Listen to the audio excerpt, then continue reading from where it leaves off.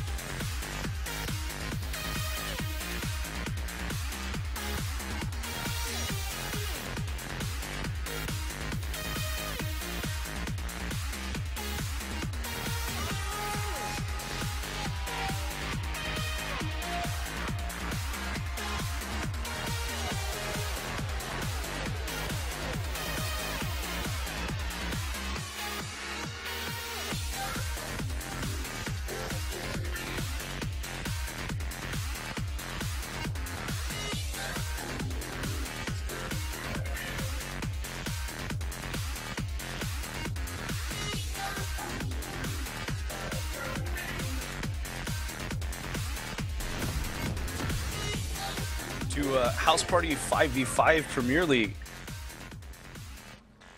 We are in our next game already. Last game was amazing. This game, we're in Game 4, Northern Hospitality versus Dream Killers. And joining me on the Codecaster's desk, Stein. Yeah, I'm really looking forward to this one. I think the competent Northern Hospitality it has very interesting tools for dealing with the relatively immobile carry of Lux. It'll kind of be the battle of the Wombo combo. Really interesting level 1 kind of coming out, both sides going out toward the bottom side, looking at each other a little bit, and then walking away. Yeah, I don't know. It's kind of weird seeing this like line of scrimmage because in the first couple, very heavily like, oh man, we want to go in the jungle and we want to drop wards in here. And we want to see where you are because we want to catch you. And then now we just go like, no, we don't want to play safe. We don't want to fight you early. We don't want you to come steal our stuff. So go away. I mean, I think both sides really want to find the level 6. Both teams want to find their fights, and the team that does a better job of picking their fights definitely has the advantage in this because there are tools kind of for everyone to kind of deal with the relatively mobile carries on the other side. Yeah, neither team is an early game team. Both teams are very heavily weighted towards the mid game. Like, Victor hits his power spikes in the mid game. Malphite is incredibly powerful once he gets his ult and once he starts getting to roam around. Same thing with the Yasuo. And Yasuo top, I do see Yasuo top every once in a while. It's pretty good, but normally you play it in a situation where you can just kind of bully your opponent. That doesn't work with J4. He will just bully you back. And it's really interesting. The Jarvan actually not starting any extra armor. He's just purely going off his base 36 armor, which, I mean, should be enough to deal with the Yasuo, but it's not taking kind of a specific page looking. He's just trying to bully purely with the base stats. And I think it's more that his page is very weighted towards having a whole bunch of AD, and probably has like some scaling on it. I wouldn't be surprised to see a little bit of scaling built in, but already just kind of scaring that Yasuo back a little bit. Just go away. This is my minion line. Both sides threatening to use their swords on each other's. Well, I guess the lance for Jarvan, but just kind of waiting for it. A nice trade coming out for Fortitude there. Uses level 2 spike to get a little bit of harass on. And that's pretty much how it's going to be. He needs to, if he wants to be able to dominate the Jarvan and to kind of push Jarvan away from him and keep Jarvan backpedaling, he needs to take advantage of every very small power spike he can get, whether that's, haha, I've got my next rank of skills and you don't, or, I just came back and bought and you didn't, so I need to get you immediately. It's just going to be really back and forth like that. It's really, a lot of it is dependent on Jarvan's passive. If he's able to kind of get the trades into Yasuo before Yasuo's able to lifesteal or sustain out the early chunkage, the percent damage on the passive is really strong. We see an early gank out of that Malphite, but a nice binding stops the follow-up. It's a good W out of Victor. Some early turret dives from Boystark, and both sides just come out kind of worse for the wear in HP, but no summer spells used overall. Bot lane already. A whole bunch of fighting. Uh-oh. Seeing Mike is... he kind of wants to fight boys, but decides against it. Malkuthos is really close by, and you really, really don't want to feed Victor early. If Victor gets ahead, there's nothing that Strathagos can do to stop him. He'll just harass him at about the same range. The ranges aren't the same, but they are close. Really nice Dark Binding at the last possible second, kind of stops the Alistar, who's looking for the turret dive. The heal comes out, and it's First Blood going over the Jinx. Already fighting as well topside. Wriggle Q just pushing back Worcestershire, and like you said, he's taking advantage of the passive. Uses his Q to kind of poke in, pop the shield. Once the shield's worn off, auto attack, bam, just tons of damage right onto his face, and there's nothing he can do about it. His life steal this early isn't good enough to sustain that. I think a really interesting choice out of Tummy 2 turns is starting with the coin. I mean, obviously the Alistar also started with coin and Genghis-Shan, but he's looking more to be the sustain and the anti-poke in that lane, especially when Simper already has the control. I don't really understand why you're trying to make the all-in play there. I understand getting the first blood, getting the hype, and getting complete control of the lane, but you already have zone control, you already have wave control, and you have the ability to dictate pressure. And I don't really think the flash is really needed there, and or the dive following up after he gets hit by the binding. I was kind of confused by it too, because I was like, okay, why are we diving? Sivir is winning on CS. Sivir's in a better position. And you have more health and mana total than they do. Like, why are we trying to fight them again? I know that we want to reset the wave on the tower, but Sivir can do that at range. They've already made it so that Tummy Two Tomes has to back. He can't stay because he will die. And meanwhile, you give Tammy Two Thumbs the ability to kind of back in about a wave and a half to get that BF sword in the first back, having the early AD advantage, and being fully in that lane.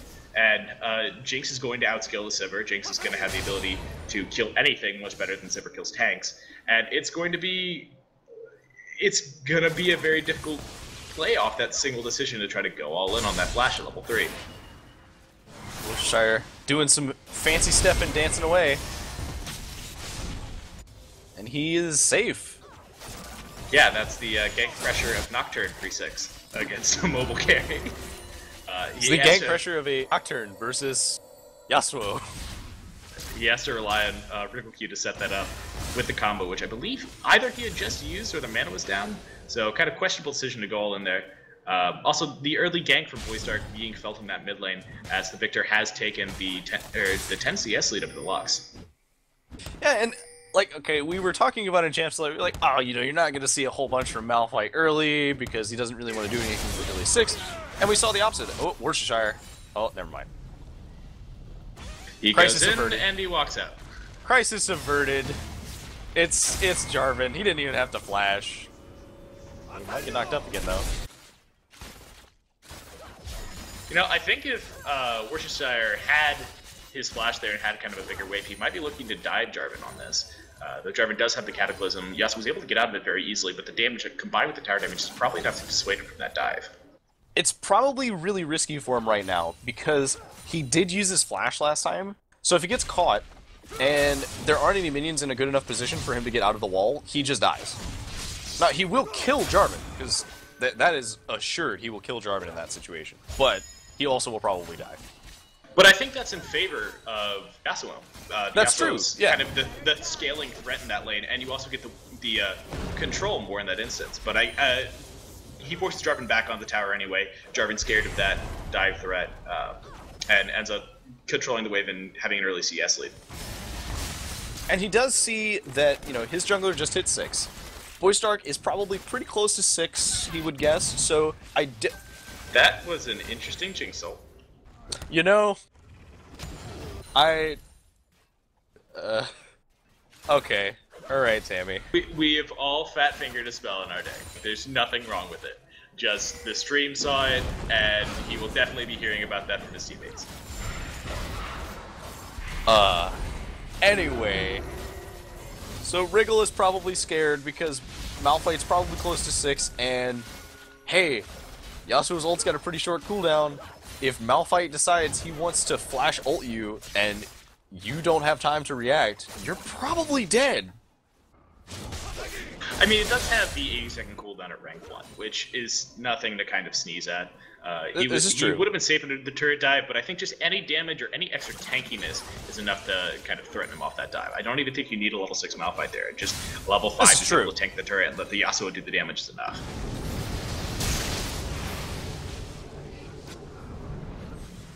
And an early gank from Mike, but it just pays off with Victor's flash. Victor not even trying to drop the W and kind of dissuade the Nocturne into the potential turret dive. Another flash from Genghis-Shan. He really wants these flash combos, but like, Tummy Two Tomes is just like, you can do that all you want. I've got the black shields on point. I mean, he didn't even need the black shield to flash knockout missed. But there seems to be a sense of urgency out of Dream Killers here, that they're looking to force the play, which I don't think they need to. I think they have the tools. They want to kind of set up the lane pressure, leaving the laning phase, but They're looking to take more advantages than they really need out of a Sivir lane when Sivir's going to be just fine and Sivir is out CSing the opposing Jinx. Now, I think it's mostly that Genghis feels like he is falling kind of behind, and he is. He has less gold than Tummy Two Tums, but that's not really that big of a deal. Sivir isn't even that far behind Jinx. She's only like 1 CS worth of gold behind. The early gank from Victor is sort of turned around. We see the Jarvan coming down. He looks to all in the Victor, but there's not enough damage to do it. Really late TP. This is a very awkward fight. Wrinkle Q ends up killing Tommy Two Terms, who still has flash. The Malphite comes in and ults. The Yasuo gets the double kill. Yasuo looking for a triple here. But the Jinx ult is actually going to work this time, and it goes over to Tammy Two Thumbs with 3-for-1 trade for Northern Hospitality. You know, I think Worcestershire would probably be mad about the kill secure from Tammy, but at the same time, it's like, you had to make up for your last missed ult, so you can have it. Really interesting call to stay in that fight. Wrinkle Q still had his flash up the entire time, and just kind of stood around after he blew his combo. Google was zoned off, and Genghis had blown all of his cooldowns, so there's really nothing he could do. There seems to be an attempted Dragon contest. The smite goes over to Boy Stark. Had no kills come out, but very low health bars. I wonder what the Dream Killers can do with this pressure. Well, probably what they want to do is they want to shove in bot lane, like right now. You know that the AD carry is going back. You know that the jungler is going back. At this point, just come on, Mike, bot lane. Your bot camps are all dead. Shove the tower and get it. You have the Sivir to do it. So they want the kill instead. Or at least trying to get it. I don't think they can chase it down. Google didn't have the spell shield for that. And, I mean, they get the pink ward, they get the control, they're about to shove in this wave, but Sivir's going to come back with Boots, Dagger, and 2 attack damage components of the Infinity Edge. Yeah, Jinx is already a good 300 or so gold ahead. Uh-oh. And here's the turret dive. I don't understand why Google didn't finish off Tammy two turns there. They're just 1 auto attack away. Genghis still had tower aggro. I guess some miscommunication in the bot lane. Ends up trading Sivir ult for Morgana ult, as well as the Alistar ult and the flash out of Tummy Two Tums. I like that they're being aggressive at better times now, but they're not being followed through with that. They need to be aggressive and then say, okay, we're diving. Okay, we're diving. We need to keep diving because I am Alistar. I can tank this tower. Jinx will come here, but that is okay because Jinx will be alone and we will kill her, and she has no black shield now. Both junglers positioning around the mid lane. I wonder if there's... Oh, that's a ton of damage on the Mike. Mike goes down to Malexios, and that's the Victor getting ahead. Did you know that Victor does a lot of damage? Because it turns out that burst mages tend to do a whole lot of damage. Especially when aided with a Malphite ult. Yeah, I think he was assuming that he would be safe in clearing that ward. Wrongfully so, but... I mean, Lux could have been more aggressive in the lane. She kind of was staying at the back of the turret, which should have been assigned to Mike, but that ward isn't necessarily safe to clear. Interesting enough, he also wasn't trying to clear that with his spell shield. Another flash into Genghis, this one actually paying off with the black shield of Tummy Two Thumbs on herself. Wondering if Sivir can confirm this kill or if Tammy's just gonna walk away. Yet again, just Sivir not quite finishing a kill. It's... I mean, without Sivir ult flash, there's no real way to chase that down. I think you have to communicate. Jinx has flash there and able to kind of walk away. But another combo out of Genghis, looking to follow up at Tummy Two Turns. I don't think they have the damage to follow this up. If Sivir's able to get free, she's able to just auto attack the Jinx twice. And Mike is nearby. Questionable totally aggressive posturing again. I wonder which target Mike's gonna ult. They're looking to kind of set this up here. I think it was a graphics bug on my screen, but the turret goes down. Mike is all letting the Jinx, but Jinx gets just enough movement speed because of the slow from Malphite, and nothing happens. And more spells are used. The heal blown to try to escape the gravity field out of Victor, but all in all, a turret for Dream Killers. I think. Wriggle. And Jarvan. Wriggle, go home. Wriggle, you don't want to stay here. He'll kill you. He's killed for less. Really nice Q. Gives him a bit of damage. I don't think he has the mana for the ultimate, but it's enough to kind of force him off that tower and give an even bigger CS lead to that Yasuo, who's using the 2 early kills he got in that bot lane very effectively. And we were talking about it, and it kind of got, thrown off by the interesting initiate up there. But Mike hasn't actually had a whole lot of pressure yet, and that's kind of what we saw before too. We haven't really seen a whole lot of pressures coming out from Nocturne, and I think it's like, okay, so with the other game with Nocturne, he was just behind. That's just how it was. He decided to go Warrior. But this game, Mike went Devourer. Mike only has 9 stacks on his Devourer. And Wriggle Q coming down for a gank on top of Jinx Choppers, and looking to all in. Google still doesn't have ultimate, not able to close that gap. They're able to get the damage and kill somebody 2 turns there. No counter ultimate from Yasuo. Lux throws the ultimate to try to pick off the Jinx, but Jinx has the HP for it. Yasuo starts to TP down, but Malphite's already blown the ultimate, gets enough with the Victor ultimate. I think they have the damage here to chase. I would abandon the Alistar, and that's what they do. Not looking up for any damage on the back end. The Alistar is going to go down. with Alistar's dying breath, he says, "Go away, Malphite," and knocks him over the Dragon Ball. Malphite's able to get the slow onto Sivir. Sivir is not an effective Dragon Killer. She's finally, or not an effective tank killer, and that's kind of the result from it. Mike gets a tower out of the top lane, but that's more kills going over to Northern Hospitality, who have a firm 2,000 gold lead in this game.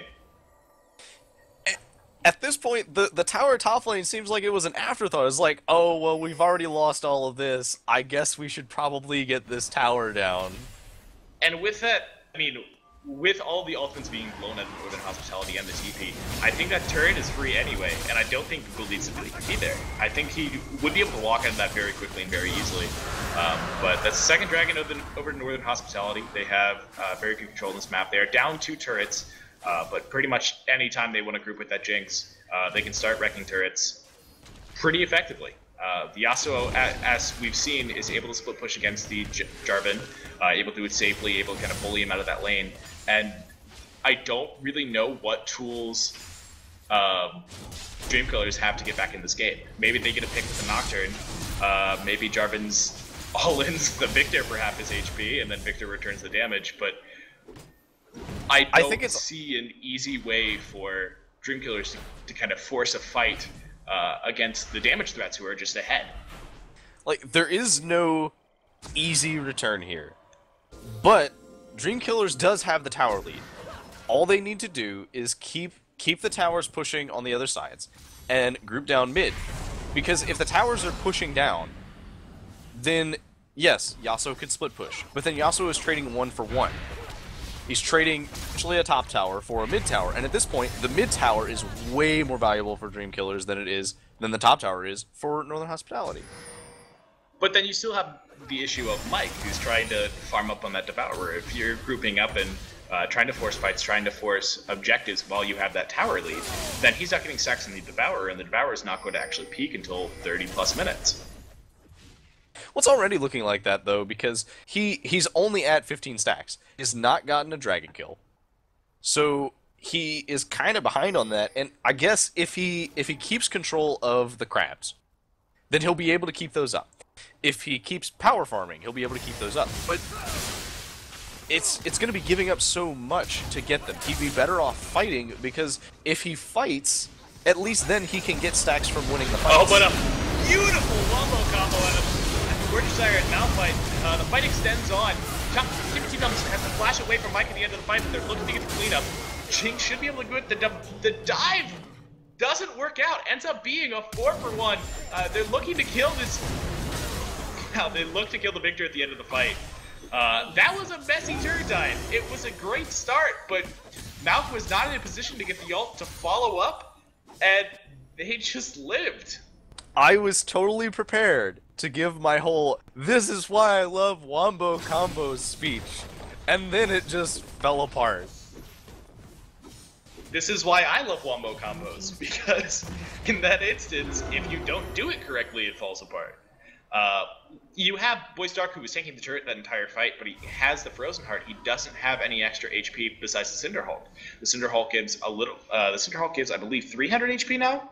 Yeah, 300 HP, but also the bonus health. You don't have any extra health on top of that right now to kind of give him the ability to tank turrets for too long. And he just dies to turret, and I would almost argue quadra threat comp, because Mike has so much damage and was a massive threat and was able to zone off Tammy Two Thumbs in that fight. Wasn't able to do it. Yeah, I don't know.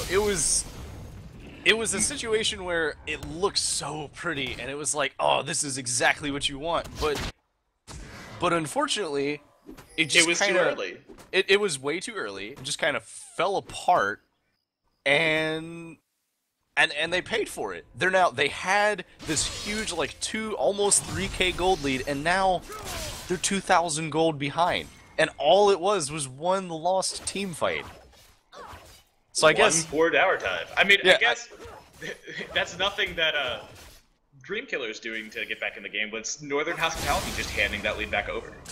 Yes, what I was gonna say was, man, this almost seems like it was Northern Hospitality saying, oh, well, the game's not very fun, it's not very even, so let's make it even.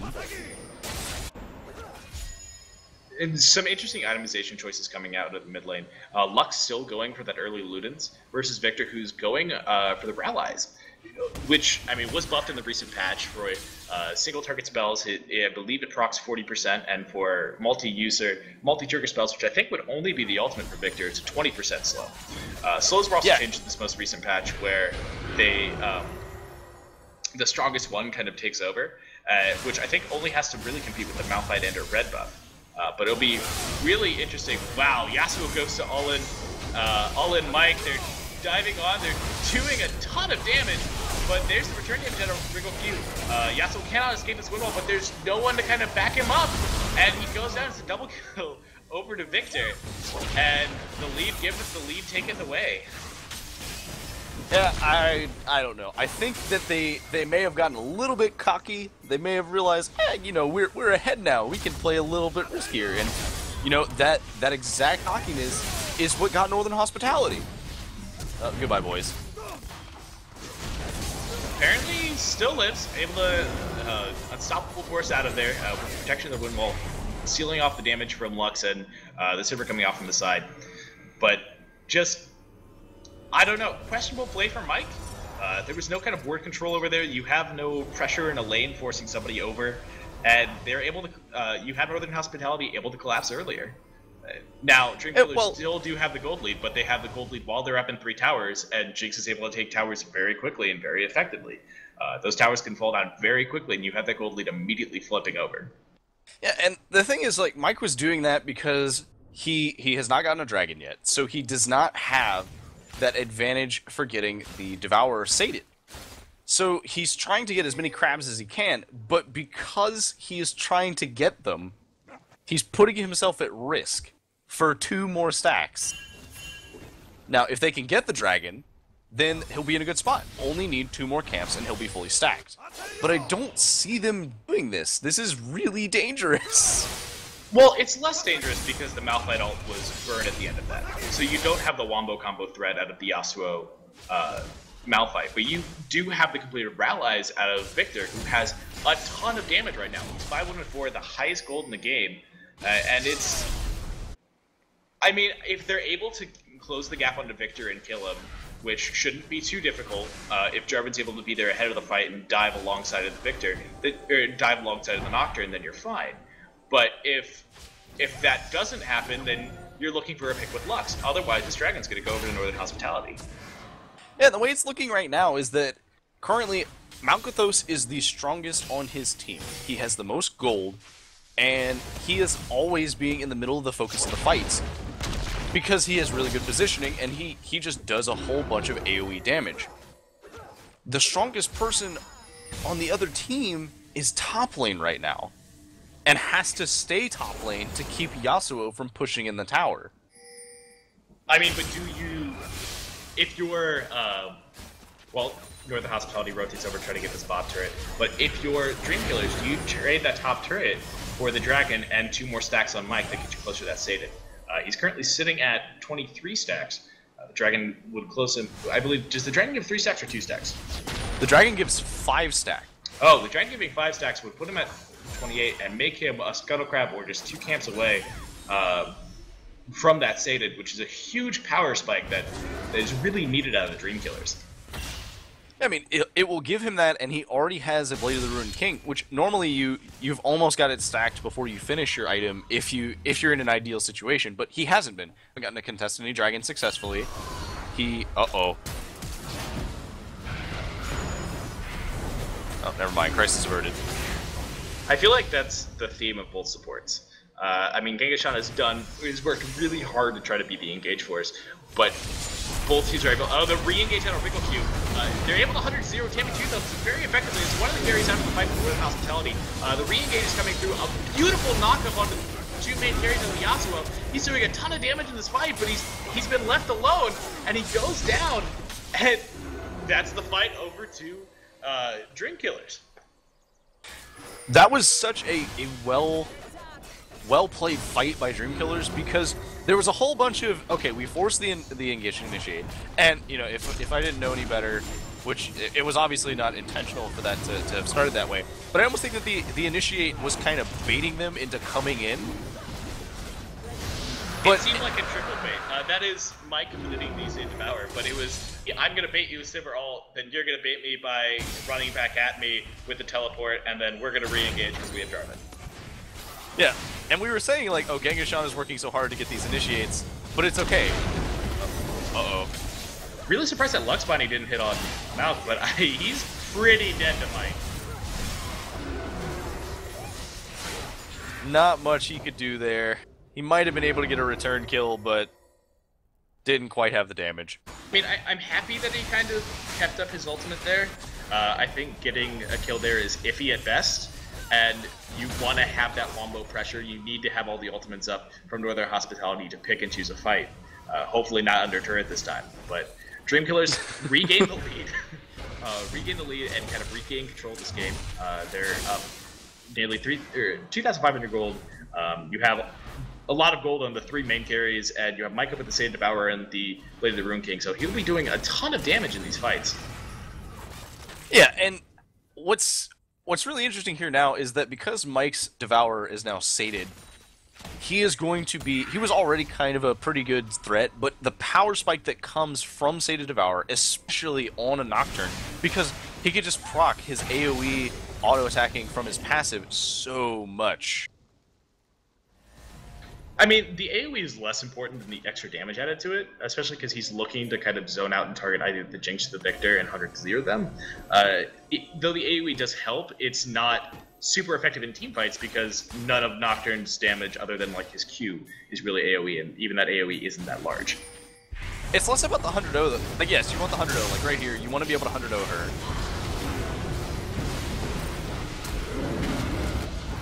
A good flash out of Mike. Wow. Mike lives with just, I believe, 5 HP after that dangerous game passive. Really well played by Genghis Khan there, able to finally get the flash initiations to work and the solid re-engages. Getting that pick. I wonder what Dream Killers want to do with this. Oh, but a nice ult only hits Lux. Beautiful windfall to follow up. Completely effective, completely zoning out that carry. You're not even going to get the AoE damage into Google in this fight, and that's a pick for a pick. It was kind of funny because it almost seemed like the teams were kind of bickering, because it's like, oh hey, Genghis Khan fights combo off after like 4 attempts. That's okay. We'll get one of our multiple combos off and kill not just one of you, but kill 2 of you. Yasuo also did a fantastic job. Asty kind of went in on that Lux, oh, yeah. To 100-0 her, but immediately dropping the wind wall and shutting out Google That's been an absolutely fantastic tool. They're rewarded with the top tower for this, and they'll bring the gold within 2,000.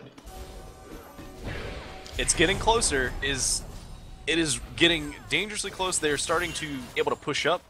Unfortunately, they don't have any tier 1 turrets anymore, but if they can ever actually get to that tower, mid tower's really low. They could kill it really fast with Jinx. Bot tower's really low. They could kill it really fast with Jinx. If only they could actually keep the wave pushed up long enough. And not have Mike diving on a carry in the middle. And not have, Mike diving another carry.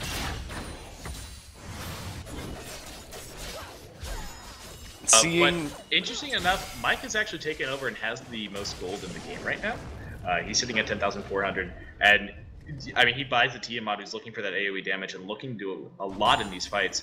Was really hoping a Black Cleaver would come out. You already have a lot of armor shred coming out of Jarvan, but just the extra HP does a lot, as well as the movement speed passive to chase one of the Jinx who might get randomly excited off of a rocket kill or a rocket reset. And the thing to remember about Black Cleaver on the new Sated Devourer Nocturne is procs it super fast. Like, when he walks in, auto attacks. The auto attack does it. His AoE that he gets does it. It's not separate from the attack, but like every time he hits, he's getting it 3 stacks. Because he goes, hit again, okay, I've got 3 stacks. Hit one more time, it's almost fully stacked. And if Jarvan is there, it is fully stacked, because Jarvan is going Q in and then auto attack.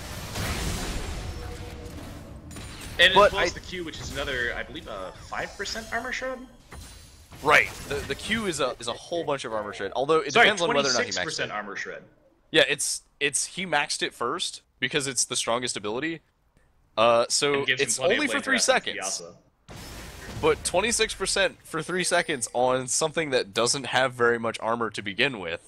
While you have a Nocturne diving you. While you have a Nocturne diving you.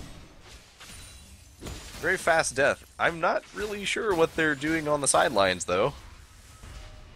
Are they just going to give this tower up? The junglers trade ults there. Jarvan holding onto his ult for too long is able to trap in Mike. He's not able to follow up. Google flashes into the middle of the team and just die. You have all the damage threats still alive for Northern Hospitality. They're looking to take this fight. Jarvan is trying to do his best to zone off. He's able to flash, but Jinx is looking to get a reset in a couple of seconds. You have Victor ended up picking up the kill and a triple kill for Yasuo. It almost seemed like it was another, oh boy, here comes Northern Hospitality, diving too deep. And it almost was. But then suddenly, the team splits up, and they split up in a way that favors everybody. Yeah, Google flashes in for no reason. I mean, I guess he was trying to get somebody before they managed to get away. I mean, you could say he was searching for a kill there. He was searching for a kill, but there was a Yasuo right behind him.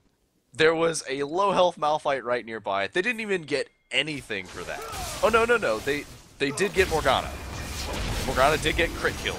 So, but they lost. They lost not one, but they lost 3 towers, an inhibitor, and a dragon.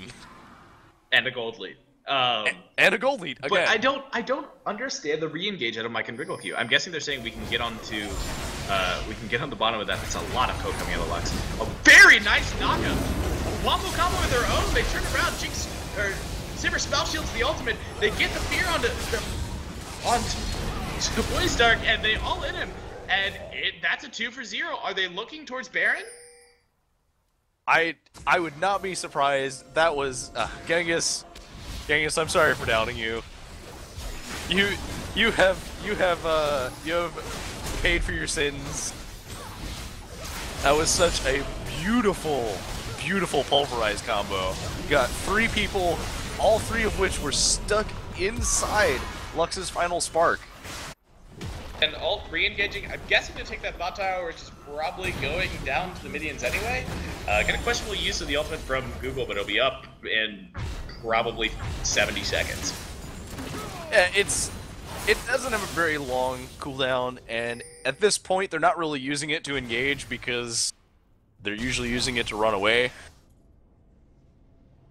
But it's okay, and we see Jarvan has his he's got a whole bunch of stuff now. He's got his Ravenous Hydra, he's got his Black Cleaver, he's working on his Randuin's Omen, and I don't know. This is a real pendulum game.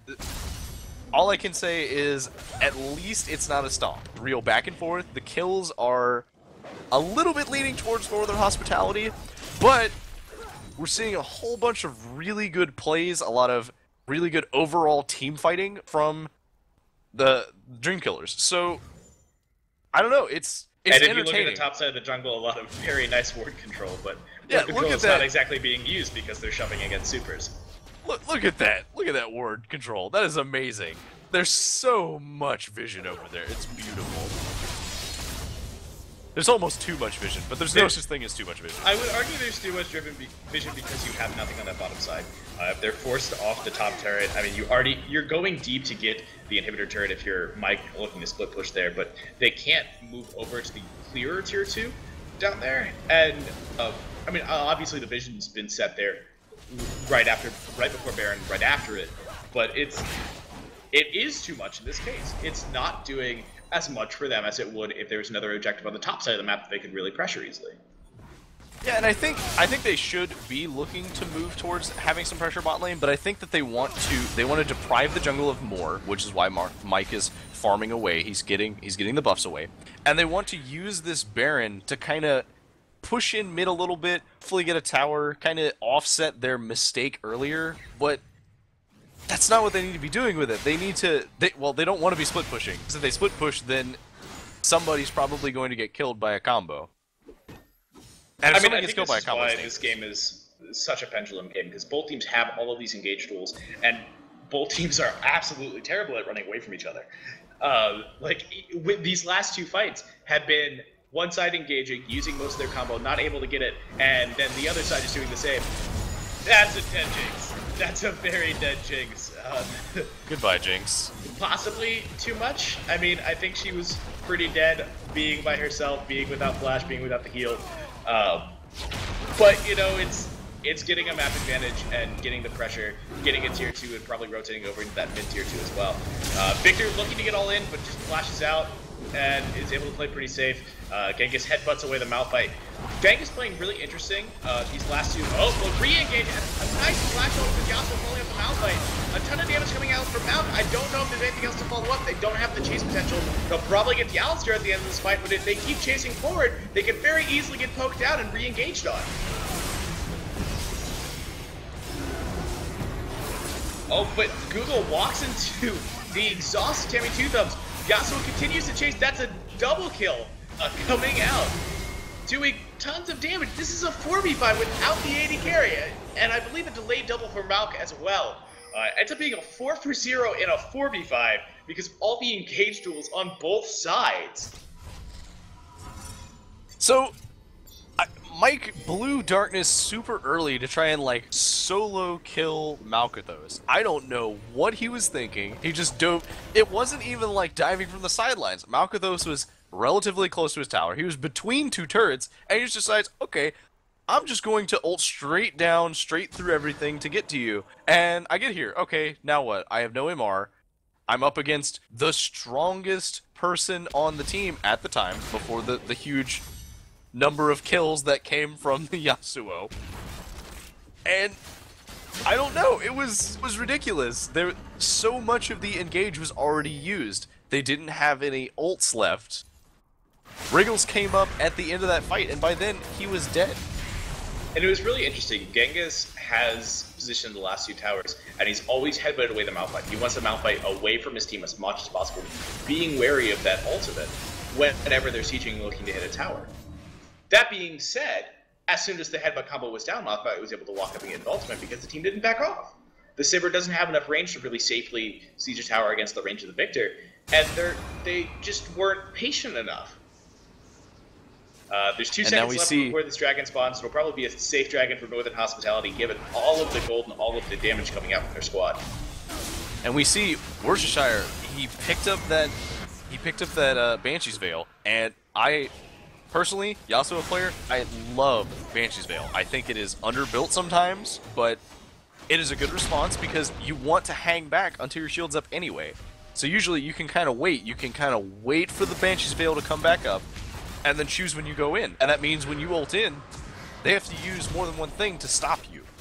Yeah, it shuts out the Alistar combo from being able to disengage against you. Seeing decent amount of harass back from Strathagos. Talking about the Lux range. They've got really good wave clear. I guess the saving grace of all of this is at least Dreamkillers, even if they're behind, they have a really good wave clear. They have the Sivir, they have Lux. They just have so much good potential for ranged wave clear. So it's a little hard to just kind of push in. Oh, but a beautiful combo from Genghis Shot. That's a beautiful fight, despite it's going very much in favor of Dreamkillers. But Yasuo is still alive, doing a ton of damage. That's a 4 for 0. Lux picks up the kill at the very end of that. That was a beautiful knockup out of Genghis Shot. And hello darkness, my old friend, Nocturne coming all the way from his topside jungle. They had no idea where he was. They had no vision there. He just instantly appears, and he doesn't change his idea. He goes straight for Malkuthos, forces Malkuthos to, instead of being the danger that he is, he says, okay, you're backpedaling. You're on your back leg, run away from me. And that just, combined with the incredible combo from Genghis in the knockup and the Jarvan initiates, it was beautiful. Another really interesting thing about it is Mike led with Darkness but didn't pick a target.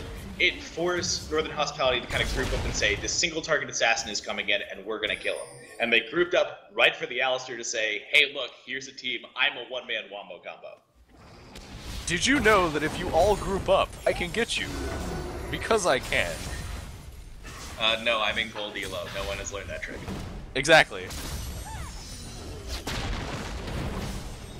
Simply so they bronze save the things. Loop up. There's a lot of chase potential. They're already on the Baron. This might be a question to solid. WiggleQ's still pushing the bot lane down. He's teleporting currently in behind the fight. They're looking to all in. They kill the jungler. That's the all dead on Jinx, but that's the Baron over to Northern Hospitality. That was a questionable Baron. You're not all there. Genghis-Shan was helping Lux get the blue buff, and you're kind of backing away from the enemy team. And this is not a team that you want to fight in Baron Pit. They've got Malphite ult, they've got Yasuo ult, they've got the Victor ult. You don't want to be anywhere near an area where they're all clumped together. I mean, even though they were in the Baron Pit, they weren't too clumped together. But then again, that the Yasuo was able to say, hey, look, it's a single target. I can just blow up, I can crit, I can fight. And I mean, that's a lot of pressure over. You win a fight, you take an inhibitor, you stay for the blue buff, which I thought was a questionable call, and you stay for the blue buff because you're doing the Baron, which gives the control back to the other team. Once more, this is just a game of questionable plays. Genghis-Shan coming up on the side, but nobody's here yet. He missed his combo, and he had to ult. Okay. All right. I mean, I like the intention, except the fact that you have Mike and Vase. I'm really wondering what the comps are like for these teams, because Dreamkillers seem to be in the same game plan, but not the same mindset and not in the same moment. I like to think that there's a whole lot of I'm helping and I've got this. It's been, I mean, this has been an incredible game to watch. I really hope that they Northern Hospitality slow pushes with this. I would prefer if they tried to take the two interior turrets, because I feel like those are both safer. But you have the Malphite ult going in.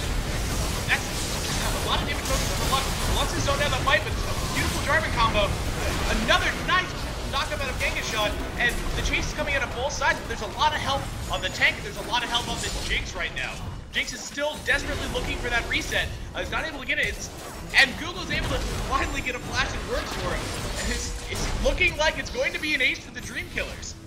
Eventually.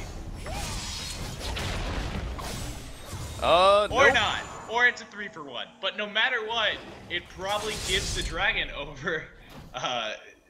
It takes away 4th Dragon from Northern Hospitality. That's up in 57 seconds, and the lowest spawn timer is Malcolm, 30. So it'll be either a steal from Voidstark, which will give a lot of pressure over, or it'll probably be the Dragon going over pretty safely. That was. I think that was the first time that Google flashing into multiple people worked. I mean, eventually it's gonna work, right? Eventually, enough times, it will work. Now, I mean, I think Google had one bad flash earlier, but other than that, he's had very solid positioning in these team fights. He's always been kind of separated away from Strathmagos, and there hasn't been a Malphite ult that's hit both of them, except that one where it was the really unfortunate tower dive for them. And it's been safety. I really don't like the set of Dream Killers. They have this window where they have a lot of the threats down for Northern Hospitality, and they just immediately give up this Baron control, or this Dragon control. They take a few buffs, that's fine. They push a few waves, that's fine. But this 4th Dragon is coming up, you know the timer's up for it, and you don't set up or give any sort of resemblance of a fight. But there's the ultimate, they're looking to engage here. Nice knockup from the Jarvan. Focus on Mount, he still doesn't have flash, Mount goes down, and that's so much damage. That's the Yasuo, he finally gets 2, but there's Sonia's on the Lux, and he's able to still go through this fight. He ends up going down. Timothy is the only one left trying to get the reset, but that ends up that's a triple kill over for the Sivir. Wow, that's probably the game with 60-second death timers and a naked inhibitor and an Alistar with mostly full health able to take these turrets. But quite the game coming out in favor of Dream Killers. That was a fight. They're gonna wait for the inhibitor. Smart play. Don't want to get troll inhibited. But yeah, I would like to point out that Genghis Khan had a headbutt that wasn't going for any combos or anything. Wasn't trying to go for a wombo combo. It was just, hey, Worcestershire, get out of my team. You've already used your dashes. Now you get a walk in. And that, I mean, I think that ended up sealing the That's fight the off. game. Yeah, it was Wriggle and Mike being able to successfully dive the carries. Like I pointed out earlier, Morg does not have the peel to deal with these 2 diving threats. And I mean, your mobile carries end up just dying within the ultimate. And the Yasuo, who had done so much more and so much earlier team fights, is zoned off by the Alistar. Is unable to get to the carries and do the work that he was trying to do so desperately all game. And you know, I don't normally like just saying the random quotes from chat, but Wriggle says it best. In the game of throws, you win or you throw again. That's a fantastic quote. But we're going to throw it back to Anson. It's a great game. Appreciate the throw there, Deck. That's one of those throws you like to make. Hey, what a close game. Northern Hospitality and Dream Killers both got something to be proud of. I am just floored by the level of competitiveness that we have achieved in this league, and it's all thanks to the players and what they bring to the table. Guys, we're going to get set up for one more for the night. Stick around.